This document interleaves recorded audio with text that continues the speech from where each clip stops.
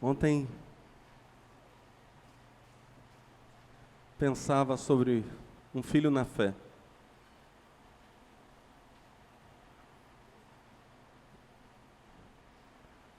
Alguém que hoje precisa se levantar.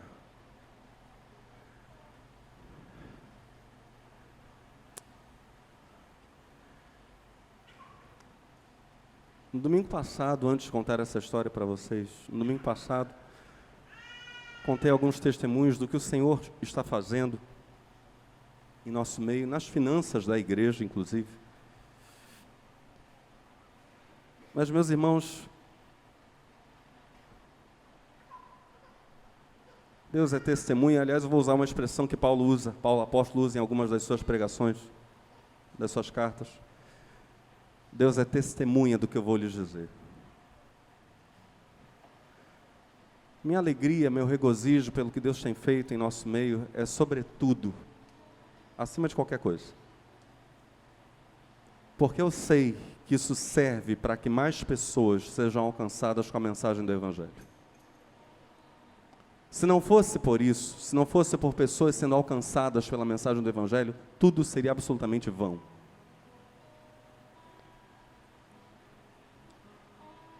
Podemos ter milhões em contas bancárias, mas se vidas não forem salvas, não forem libertas, não forem tocadas, se a mensagem não for espalhada, que valor tem isso? Há algum tempo, cogitou-se de fazermos assistencialismo, ficarmos distribuindo bens, coisas para pessoas. E quando isso foi cogitado, eu disse abertamente, nós não faremos isso como igreja, porque o cristianismo não consiste nisso. A gente não encontra isso no Novo Testamento, a gente não encontra isso na igreja primitiva. A gente tem a igreja atendendo situações emergenciais, mas não temos assistencialismo mero e simples, porque isso não leva ninguém à salvação.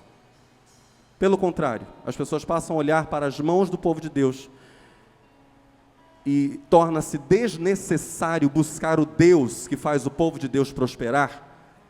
E aí passa a se olhar para as mãos do povo de Deus como se as mãos do homem fossem a salvação para a necessidade daquele que precisa de Deus. E aí Deus passa a substituir no coração do pecador, ou melhor, o homem passa a substituir no coração do pecador aquele lugar que compete exclusivamente a Deus.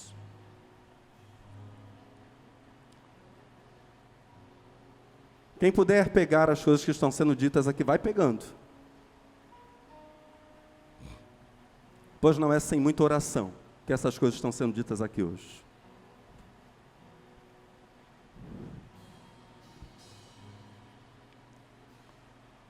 Nem assistencialismo, mero e simples, nem apego a dinheiro. Mas pensava ontem sobre um filho na fé que tinha um grande ardor pelas almas perdidas, tinha um grande ardor no coração por aqueles que precisam de Jesus, que estão afastados do Senhor, mas hoje é uma lâmpada apagada, porque o coração foi vencido pelo amor ao dinheiro. E diz a Escritura, o amor ao dinheiro é a raiz de todos os males.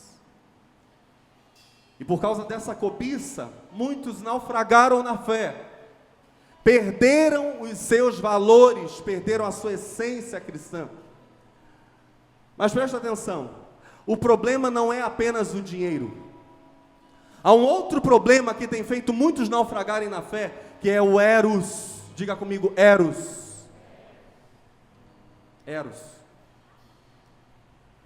E aqui eu vou para a teoria de Freud mesmo. Quando Sigmund Freud dizia o seguinte, que muitas pessoas na sua juventude, na sua adolescência, são movidas a grandes projetos, a grandes causas, não é pelo valor dessas causas em si, olha só, não é em si pelo valor dessas causas, mas é por uma pulsão erótica. Há uma força que move essas pessoas a fazerem coisas que quem está de fora diria: nossa, que engajamento, que comprometimento com essa grande missão. Mas Freud dizia: nada mais é que energia vital ligada à sexualidade, voltada para o cumprimento de alguma missão, alcance de algum alvo específico. O problema é quando isso toma o lugar do amor por Cristo, do se deixar vencer por Cristo, toma o lugar do Evangelho, e dentro da casa de Deus e no reino de Deus, nós passamos a ser movidos por Eros. Eu quero exemplificar isso. Quando a gente pensa naquele jovem que era altamente comprometido com o reino de Deus, e ele fazia tudo e mais um pouco pela obra de Deus, até o dia em que ele namora, noiva e casa. Toda aquela pulsão, que na verdade é uma pulsão sexual, não era de fato uma paixão pelos perdidos, não era de fato uma paixão pelo reino de Deus, um amor enlouquecido por Cristo. Tudo aquilo desaparece, como se fosse uma chama sobre a qual caiu pó.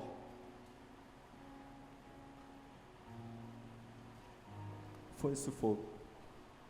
E aquele fogo agora passa a ser canalizado para essa relação humana, natural. É o Eros.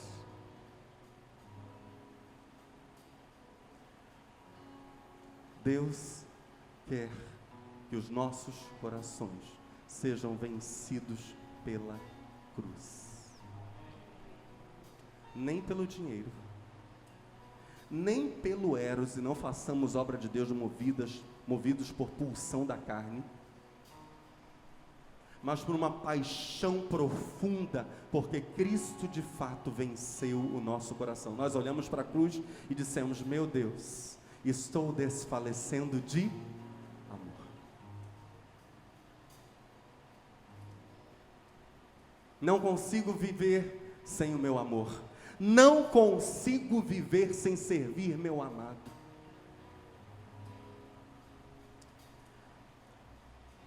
Eu quero ir com vocês para Juízes, capítulo 19. Para mim, uma das histórias mais graves da Bíblia.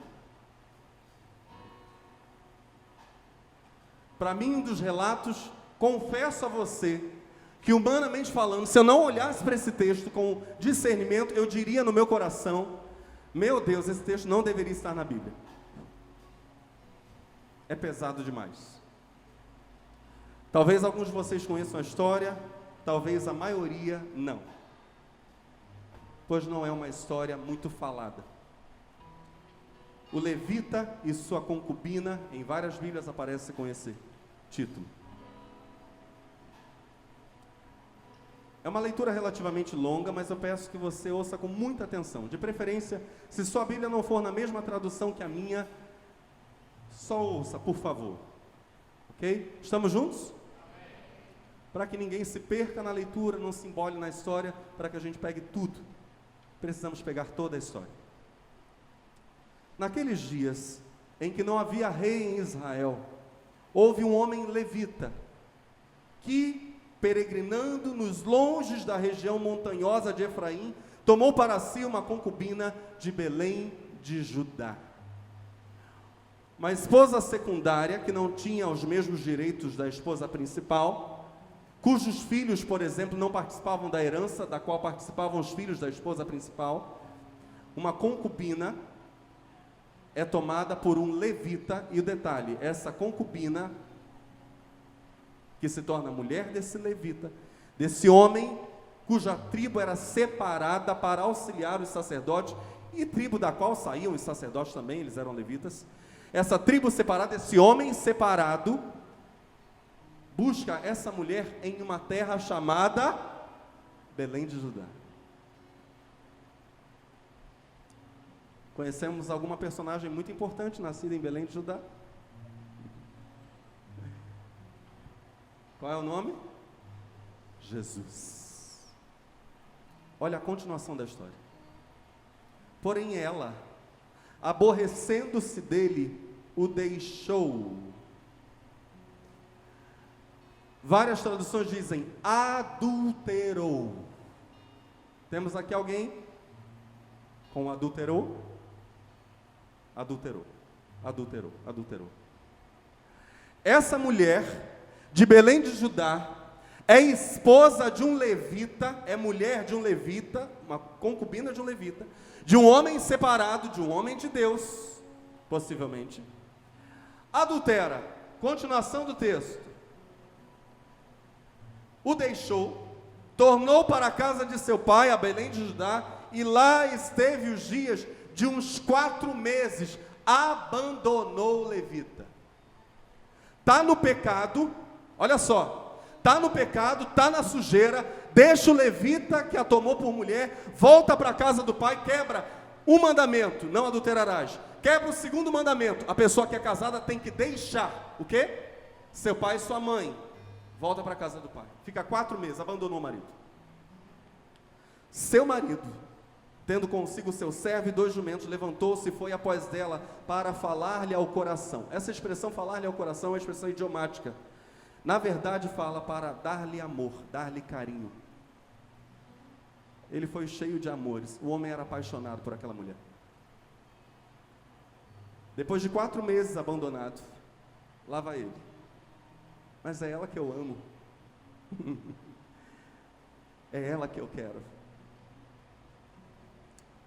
Levantou-se e foi após dela para falar-lhe ao coração, a fim de tornar a trazê-la. Ela o fez entrar na casa de seu pai. Ela não sai, ele entra. Este, quando viu, ou seja, o pai, quando veio o esposo dela, saiu alegre a recebê-lo. Seu sogro, o pai da moça, o deteve por 3 dias em sua companhia. Comeram, beberam e o casal se alojou ali. Ao 4º dia madrugaram, levantaram cedo, levantaram-se para partir. Então o pai da moça disse a seu genro: fortalece-te com um bocado de pão, e depois partireis. Assentaram-se, pois, e comeram ambos juntos e beberam. Então disse o pai da moça ao homem: peço-te que ainda esta noite queiras passá-la aqui, e se alegre o teu coração. Contudo o homem levantou-se para partir. Porém o seu sogro, instando com ele, era insistente o sogro, fê-lo pernoitar ali. Madrugando ele ao 5º dia para partir, disse o pai da moça: fortalece-te e detende-vos até ao declinar do dia. E ambos comeram juntos. O homem está dizendo: fica comigo, não vá embora. Então o homem se levantou para partir, ele, a sua concubina e o seu moço, e disse-lhe seu sogro, pai da moça: eis que já declina o dia, a tarde vem chegando, peço-te que passes aqui à noite. Vai-se o dia acabando, passa aqui à noite, e que o teu coração se alegre. Amanhã de madrugada, levantai-vos a caminhar e ide para a vossa casa.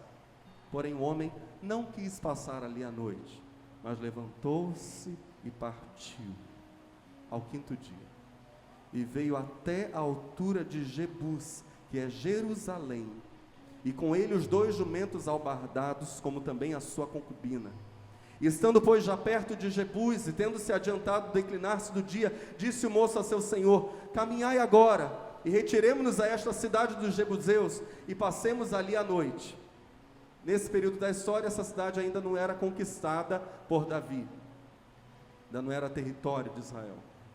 Porém o seu senhor lhe disse: não nos retiraremos a nenhuma cidade estranha, que não seja dos filhos de Israel, mas passemos até Gibeá. Disse mais a seu moço: caminha, e cheguemos a um daqueles lugares, e pernoitemos em Gibeá ou em Ramá. Passaram, pois, adiante, caminharam, e o sol se lhes pôs junto a Gibeá, que pertence a Benjamim. Eles estão em território de Israel, da tribo de Benjamim. Retiraram-se para Gibeá, a fim de nela passarem a noite. Entrando ele, assentou-se na praça da cidade, porque não houve quem os recolhesse em casa para lhe pernoitarem. Vejam só, havia um hábito das pessoas que eram hospitaleiras, recolherem viajantes que estavam em locais públicos sem paradeiro, sem estalagem. E aqui a gente vai ver esse hábito se consumando. Vejam só, eis que ao anoitecer vinha do seu trabalho do campo um homem velho. Era este da região montanhosa de Efraim, mas morava em Gibeá. Era um efraimita morando em Benjamim. Porém, os habitantes do lugar eram benjamitas. Erguendo o velho os olhos, viu na praça da cidade este viajante e lhe perguntou: para onde vais e de onde vens? Ele lhe respondeu: estamos viajando de Belém de Judá, para os longes da região montanhosa de Efraim, de onde sou.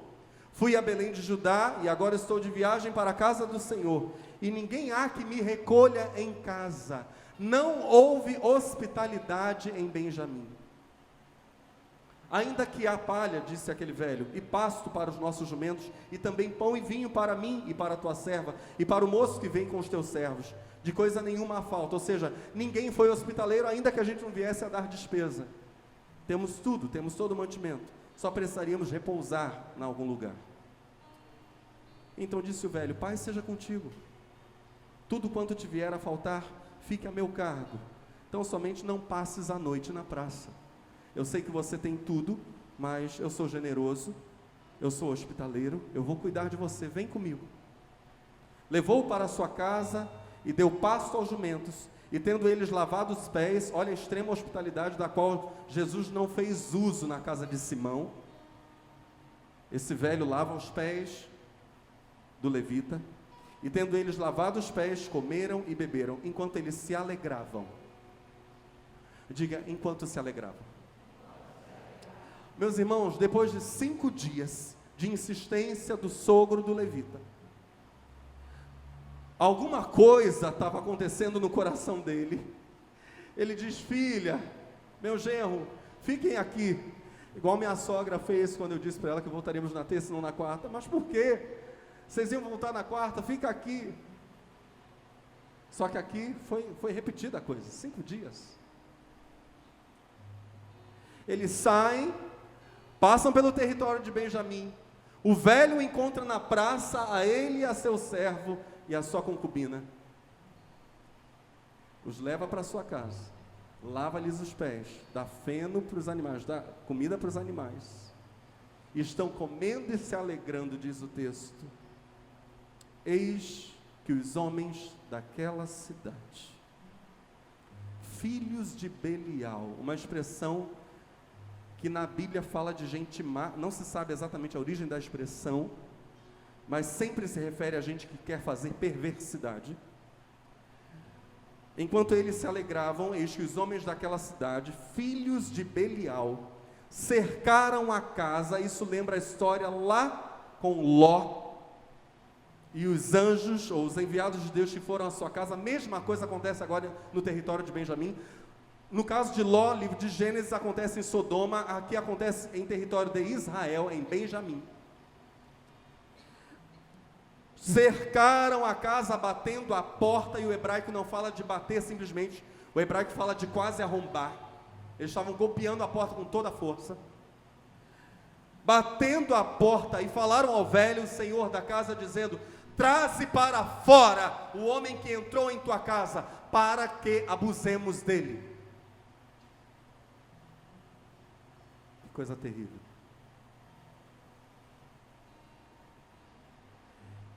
Eram homens de Benjamim, tribo de Israel, agindo como homens de Sodoma. Queremos abusar do teu convidado, põe para fora. O senhor da casa saiu a ter com eles. Era um jovem, meus irmãos? O dono da casa era um jovem? Não, era um velho. Um velho efraimita, não era daquela tribo. Sai da casa, o senhor da casa saiu a ter com eles e lhes disse: não, irmãos meus, nós somos todos do povo de Deus, nós somos judeus, vocês são meus irmãos. Não, irmãos meus, não façais semelhante mal, já que o homem está em minha casa, não façais tal loucura. Segundo os costumes da época, aquele homem da tribo de Benjamim, aquele homem levita, que estava na casa do efraimita, na tribo de Benjamim, no território de Benjamim, merecia altas honras. Ele, como chefe da sua casa, era a pessoa que mais precisava ser preservada. Esse era o costume da época. Aqui, não olhemos para esse texto com ideologia de gênero na cabeça, senão a gente vai afundar culturalmente falando, ok? Estamos juntos, meus irmãos? A questão aqui não é essa, a gente está falando de cultura oriental. Há muitos milênios atrás, aquele homem da tribo de Levi, um homem de Deus, e tudo que possuía precisavam ser preservados, sobretudo na figura do levita. Ele era inviolável. E o efraimita tem esse entendimento. Não, isso é loucura. Não, meus irmãos.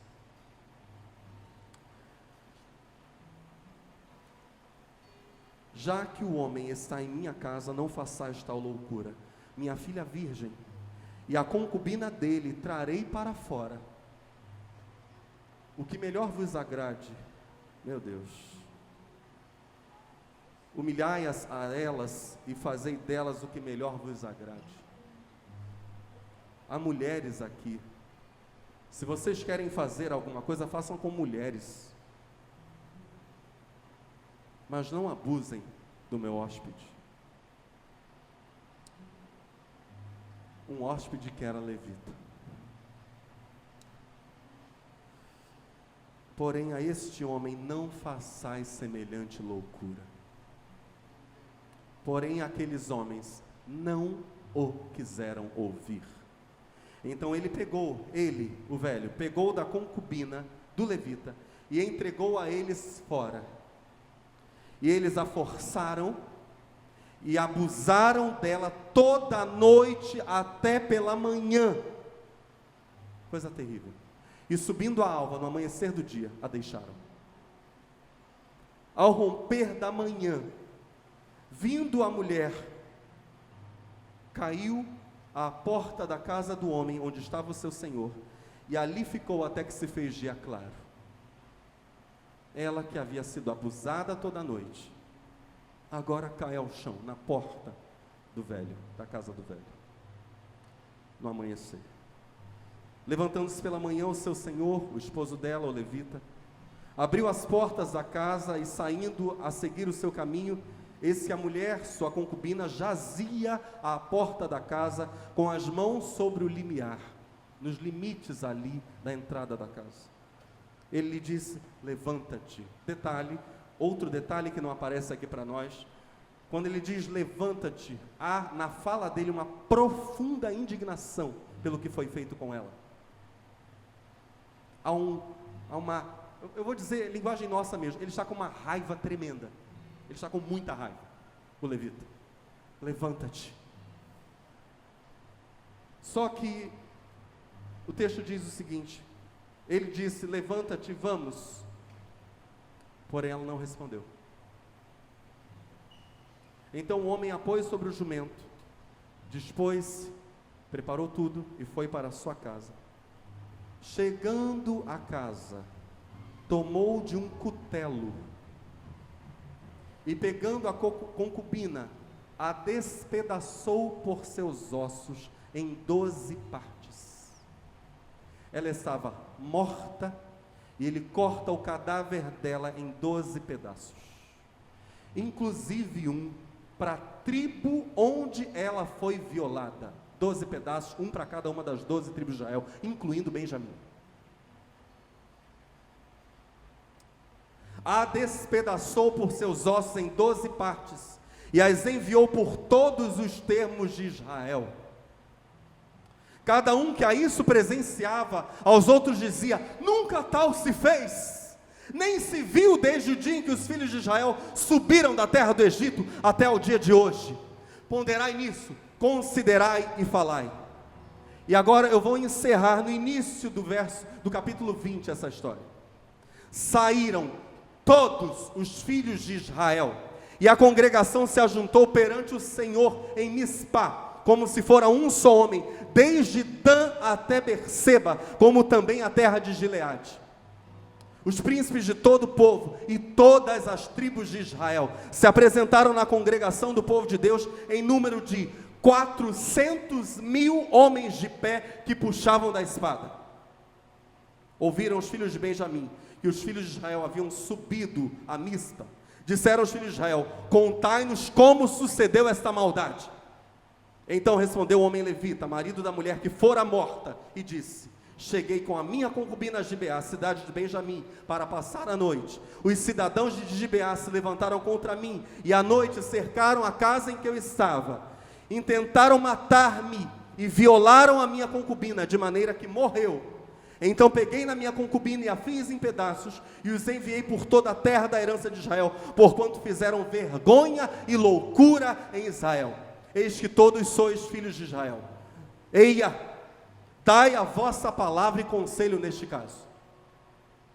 Então todo o povo se levantou como um só homem, dizendo: nenhum de nós voltará para a sua tenda, nenhum de nós se retirará para a sua casa. Porém isso é o que faremos a Gibeá: subiremos contra ela, por sorte. É guerra. Os homens de Gibeá, da terra de Benjamim, que violaram a concubina do levita, não ficarão de pé. Tomaremos 10 homens de 100 de todas as tribos de Israel, e 100 de 1000, e 1000 de 10.000, para providenciarem mantimento para o povo, a fim de que este, vindo a Gibeá de Benjamim, lhe faça a ela, a cidade de Gibeá, conforme toda a loucura que tem feito em Israel. Assim se ajuntaram contra esta cidade todos os homens de Israel, unidos como um só homem. Amém. Meus irmãos, alguns princípios poderosos estão escondidos nesse texto. O primeiro deles, por favor, responda: qual é a primeira coisa, qual o primeiro pecado que é citado como tendo sido cometido pela concubina do levita? Adultério. Observe que toda essa história vai se desenrolar quando o mal encontra aquilo que também já o procurava. Aquela concubina que havia adulterado e abandonado o seu marido por quantos meses? 4 meses, ficando na casa de seu pai. Agora, e aqui eu não estou sendo de jeito nenhum sexista, presta muita atenção nisso. Hoje em dia, para pregarmos alguns textos, você tem que ficar dando essas observações aqui, esses parênteses. Não é sexismo. Eu estou falando sobre a natureza do mal, a natureza do pecado. Se há um pecado que é alimentado no nosso coração, e que não é posto para fora, e que nós não vencemos, e que nós toleramos viver com ele, há uma enorme possibilidade de que, se nós não vencermos esse pecado, de se Jesus de Nazaré não nos vencer na prática desse pecado, esse mesmo pecado ser o motivo da nossa ruína. Justamente a adúltera agora será abusada e morta. O pecado que ela alimentou, a arruinou, veio para ela atraiu para si. Nós não temos no texto nenhum indício de arrependimento da parte da mulher. Eu não estou dizendo que os homens de Gibeá são inocentes, porque não são. Não estou dizendo que os abusadores são inocentes, porque não são, de modo nenhum, e eles vão pagar um preço caro por isso.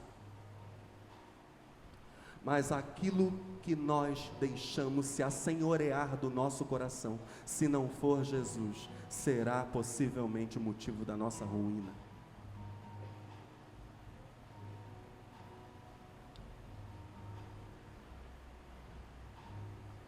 Não alimente o mal. Faça-o morrer à míngua. Amém? Mate o mal. Há uma natureza má, ela quer que eu erre, é amor a isto, é amor àquilo, não é amor por Cristo. Mata isso em nome de Jesus, não alimenta isso. Essa mulher, presta atenção, era de Belém de... Meu Deus, isso não está aqui à toa.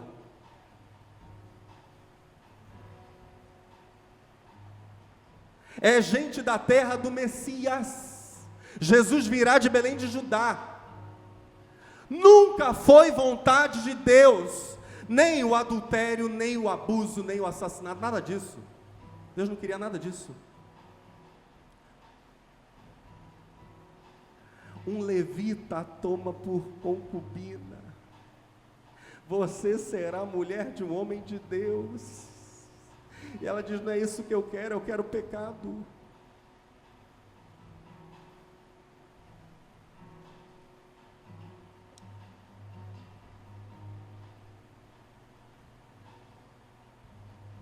Olha para o seu irmão com muito carinho, com muito amor.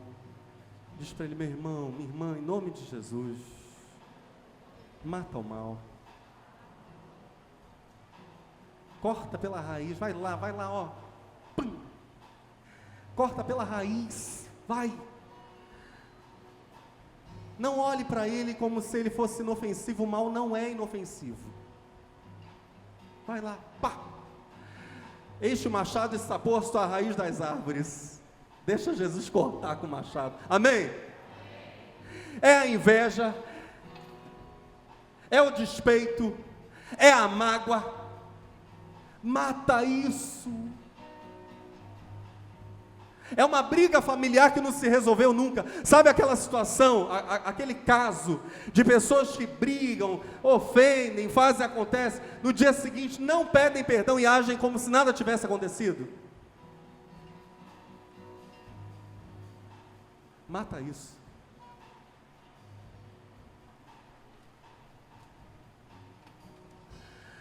Já citei aqui, cito novamente. De um modo geral, as pessoas que mais falam de olho gordo são pessoas que alimentam no próprio coração delas inveja. Isso é totalmente sintomático. Quem vive falando, fulano está com inveja de mim, fulano está de olho em mim, examina o coração. Medo de inveja é inveja guardada. Mata isso. Porque a vida do homem não consiste na abundância de bens que ele... Mata isso. Nós não somos o que temos, nós somos o que Deus diz que nós somos. Nós somos imagem e semelhança do nosso Criador. Nós somos filhos de um Pai maravilhoso, celestial, tremendo e poderoso. Nós não somos conta bancária, nós não somos roupa, nós não somos nada disso. Nós não somos casa, carro, nós não somos isso. Vou contar um negócio para vocês, não contei nem para minha esposa, nem para os meus filhos ainda, vocês vão ouvir em primeira mão. Contei aqui que estamos construindo casa, já disse para o Senhor: Senhor, minha casa não é meu ídolo não, minha casa é tua.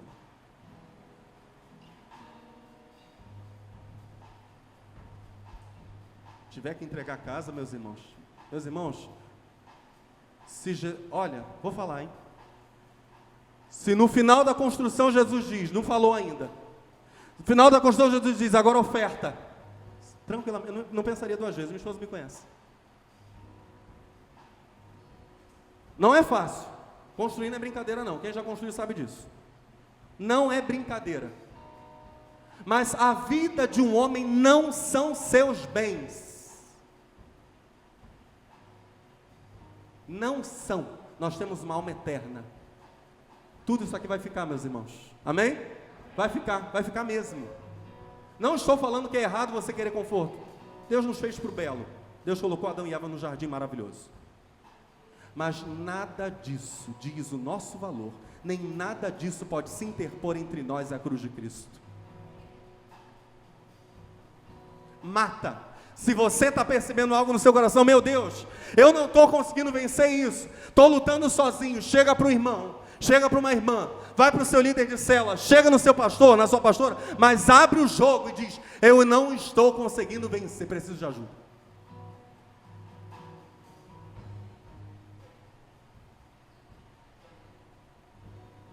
Mata o mal. Amém?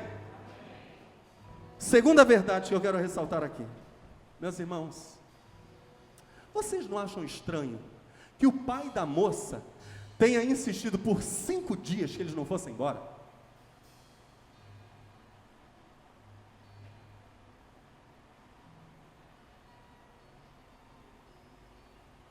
Aquela moça, aquela concubina, tinha desonrado seu esposo, levita, adulterando e voltando para a casa do pai. Ela jamais poderia ter feito isso. O levita vem, alguma coisa está acontecendo, e aqui eu quero, juntamente com você, pensar no que hoje todos nós pensaríamos, se essa história acontecesse hoje. A impressão que a gente tem é que o Espírito de Deus, no seu amor, na sua bondade, na sua misericórdia, estava movendo o coração daquele pai de algum modo para dar livramento àquela filha, ou que ela confessasse o erro e pedisse perdão, ou que de algum modo, não sei, eles ficassem mais um tempo ali, acertando seus ponteiros, voltando a vida deles em ordem como casal, depois partissem, não sei, ou um perdão imediato, ou um tratamento, mas eles estão comendo. Eu olho para esse texto e vejo Deus dando oportunidade. Se nós entrássemos hoje no texto de Apocalipse, e creio o faremos na próxima terça-feira, nós veríamos os capítulos 6 e 7. E eu vou antecipar algo para você. Quando a gente olha para Apocalipse 7 e vê os salvos, Apocalipse 6 e 7, vê os salvos já desfrutando da vitória sobre o mal, sobre a perseguição, sobre a tribulação, já sendo consolados por Deus, a Bíblia cita para nós os nomes das tribos, e aí entramos naquele famoso texto dos 144 mil. A Bíblia diz para nós o nome das tribos que estarão desfrutando a vitória sobre a perseguição, mas uma tribo não é citada, na verdade 2 tribos não são citadas. A tribo de Efraim não é mencionada, e a tribo de Dan.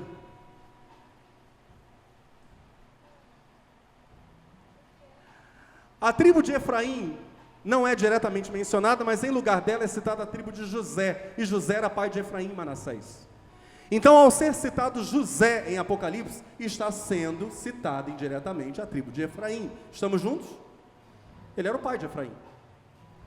Fica fora da listagem daqueles que são parte do povo de Deus, que vai ser consolado depois da tribulação, fica fora das 12 tribos, apenas a tribo de Dan. Efetivamente. O detalhe é que a tribo de Dan, em Juízes capítulo 18, é a tribo que vai armar sua tenda, fortalecer seu território, o território de Dan, fora da terra prometida.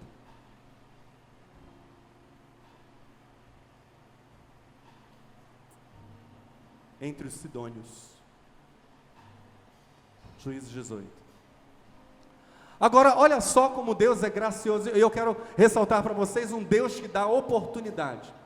Em Ezequiel capítulo 48, um texto que é muito discutido dentro da teologia, aliás, a sequência final do livro de Ezequiel é muito discutida, pelo seguinte: é citado ali um templo ideal que nunca foi construído, é citado uma disposição das tribos em torno do templo ideal que nunca aconteceu. Mas o Dr. Russell Shedd, numa nota de rodapé em Ezequiel 48, eu pergunto, estamos juntos no pensamento? Numa nota de rodapé da Bíblia Vida Nova, em Ezequiel 48, ele cita o seguinte: Deus, por meio dos profetas, mostra o desejo do seu coração, de que o seu povo seja santificado. Em Ezequiel 48, a primeira tribo que é citada, como sendo a tribo ao redor do templo, é justamente a tribo que não é mencionada no Apocalipse, como herdeira da promessa. Mas é a tribo citada no início da listagem de tribos em Ezequiel 48, como se Deus estivesse dizendo: oh, como eu gostaria que a tribo de Dan fosse santificada. Nosso Deus é um Deus que dá oportunidades, amém, meus irmãos? Oportunidades, porque Ele é amor. Dan, você está na lista, na primeira, eu gostaria, mas lá em Apocalipse 6 e 7, Dan está fora, porque preferiu a terra estranha em lugar da terra prometida.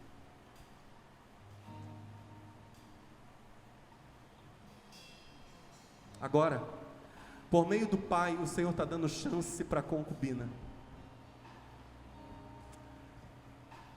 O texto nos deixa com certas interrogações, mas ele nos leva a crermos que a oportunidade, talvez, não tenha sido aproveitada.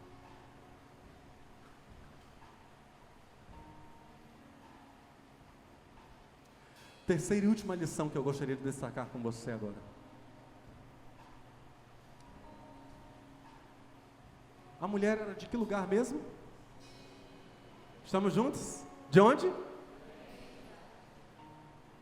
Isso é simbólico para nós, né? É de Belém de Judá que virá o Messias, o grande sacerdote, superior à tribo de Levi, e ele também terá uma esposa.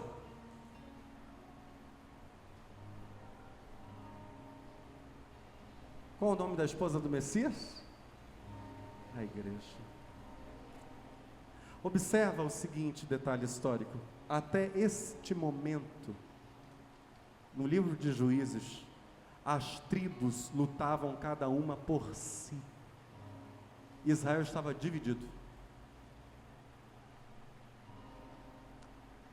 Quando a concubina do levita é abusada, e o levita parte o cadáver dela, como ele mesmo vai contar depois, em 12 pedaços, e manda para os chefes, para os clãs das 12 tribos de Israel. Acontece uma coisa nova em Israel. As 12 tribos se unem. Agora em Juízes, as 12 tribos vão se unir para fazer guerra contra o mal. E dizer, nós não permitiremos que haja uma Sodoma no território de Israel. Era isso que Gibeá tinha se transformado. Era nisso que Gibeá tinha se transformado. Não permitiremos que haja uma Sodoma em território de Israel. Vamos varrer essa Sodoma do planeta. Eles se unem contra o mal quando aquela que era esposa ou mulher de um homem de Deus foi violada. Meus irmãos, nós somos chamados para sermos a esposa do Filho de Deus. E se a esposa do Filho de Deus, a mulher do Filho de Deus, a noiva, é de algum modo violada, abusada, desonrada, do modo certo deve ser feita guerra.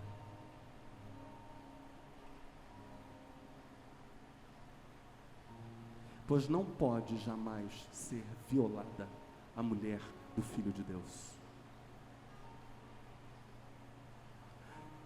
E como deveremos guerrear? Juntos. Porque a noiva foi abusada.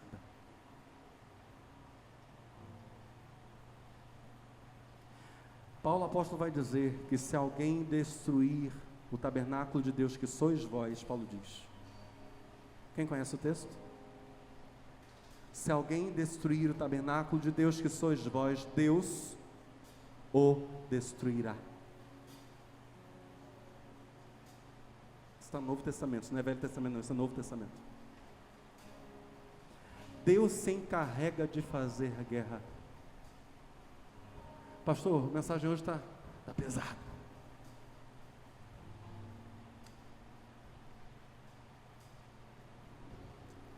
Deus jamais vai admitir, meus irmãos, que a noiva de Cristo seja desonrada, abusada, desrespeitada, tratada como se fosse coisa sem importância, como se o corpo de Cristo fosse um ajuntamento qualquer, um grupinho se reunindo para dar risada. Igreja não é isso, não é nada disso. Igreja é aquele corpo, é aquela noiva que Jesus comprou a preço de sangue, e Ele leva esse ajuntamento muito sério, viu? Muito sério. Quando a Bíblia diz lá, ó quão bom e quão suave é que os irmãos vivam em união, é como óleo precioso que desce sobre a cabeça e que desce sobre a barba de Arão, e que desce até a orla dos seus vestidos. Ou seja, a união do povo de Deus é o que dá respaldo, autoridade profética. Autoridade. Quem cria contendas entre irmãos, cuidado, Deus está vendo. Quem cria divisões no meio do povo de Deus, Deus está vendo isso. Quem assume um papel de acusar o irmão, em vez de ajudar o irmão, dizer, meu irmão, vamos nos levantar, cuidado, Deus está vendo isso. Quando o seu irmão errar, ergue a mão. Pastor, mas ele não quer mudar. Vai orar e chorar por ele. Ele está na lama, adverte-o como irmão. Chega para ele e diz, meu irmão, não, assim não. Nosso Deus é santo, sai da lama, meu irmão. Mas olha por ti mesmo, para que você também não caia. Pois quem cuida estará em pé.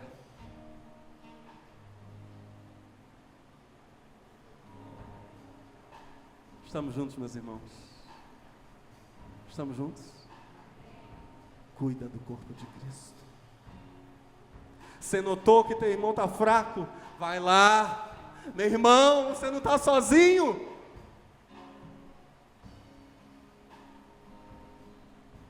Seu irmão errou feio contigo? Vai lá, perdoa teu irmão.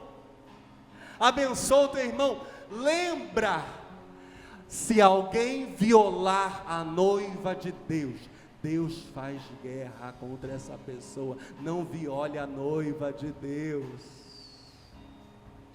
Não viole a esposa do Cordeiro, que é a igreja. Cuida da noiva, recebe-a bem e respeita, porque ela é mulher de respeito.